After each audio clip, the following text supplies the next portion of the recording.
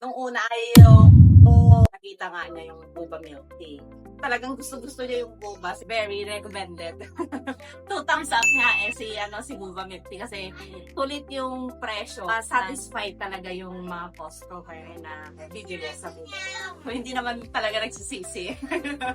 Hanggang sa first day, hanggang ngayon, nag-open na kami. So, kita niya naman yung si Boba na nag-assist. Helping. Talagang super as in na andyan naman silang assist lagi. Kung may mga kailangan. Assist din kami sa location. So, fair naman. Okay naman siya. As in na hindi ka man na mahihirapan. Sa mga OFW na gustong na magnegosyo or kumita, i-boba milk tea na i-franchise siya. Hindi naman kayo mapapahiya sa mga customer nyo. Kung lahat ng pagod mo, lahat ng puyat, makikita mo na yung bunga ng hirap mo na yung effort